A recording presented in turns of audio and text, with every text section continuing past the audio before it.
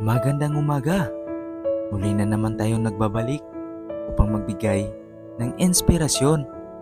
Kung nga pala si Batang Henyo, hindi bilang isang henyo, kundi bilang isang anak ni Manong Henyo. Isa akong barbero, pangarap kong yumaman na merong ginagawa. At kung paano gawin yon, hindi ko pa rin alam. Kaya tara, samahan niyo ako. Subali ngayong araw ay magugupit na naman pala tayo. Pero bago yan, meron muna tayong pupuntahan. Punta tayo ng paaralan. Oo, tama yung narinig nyo. Isa akong mag-aaral na barbero. Ginagawa ko ito para naman makatulong kahit papano.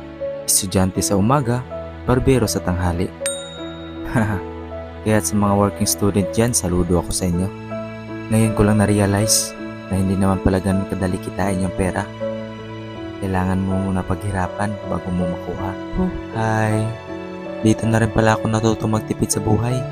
Kasi kapag pinaghirapan mo isang bagay, manghihinayang ka talagang mawala. Lalo na't pinaghirapan mo muna bago mo makuha. Ako men, mapapatipid ka talaga. Hindi naman talaga madali ang buhay ng isang mag-aaral. Lalong-lalo na't kulang ka sa, alam nyo na, kayod lang men. Walang mahirap sa marunong. Diskarte lang ng diskarte. Kahit na may mga pagsubok na dumating sa inyong buhay, huwag kayong mawawala ng pag-asa. Just trust the process. Kasi ang buhay ay nakaposiso yan. Huwag kang magmadali.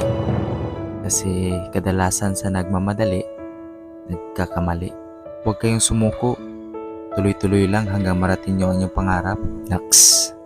Tigilan na nga muna natin yung kwentuhan na yan. Kain muna tayo. Kain muna tayo ng saging banana. Ang sarap talaga nito men. With spicy sweet uyap. Mapapasanaol ka talaga sa sarap. Kain tayo men. Ito talaga yung masarap kainin pag merienda, di ba? Saging lang, sapat na. Yun no. So bale, ito nga pala yung isang kliyente natin. Galit na galit. Gustong manakit. Gusto niya kasi yung maangas na gupit. Haha. Kaya tito, sinimulan ko na.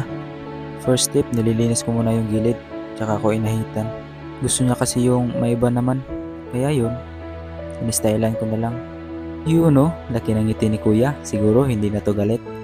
Ito talaga yung pinakamasaya na part. Yung nakikita mo yung kliyente mo na masaya sa gupit niya. Kaya't sa mga magpapagupit dyan, ito pa yung kaibigan lang. Huwag nyo naman sungitan yung barbero nyo. Ang hirap kaya nito para lang pumugi kayo. Hehe, sorry na. Huwag ka na magalit. Oo. Ito naman nagtampo agad. Yan lang muna sa ngayon mga men. Kung nagustuhan nyo yung video natin, paki-like, share, and follow na rin. Maraming salamat. God bless you. Mwah!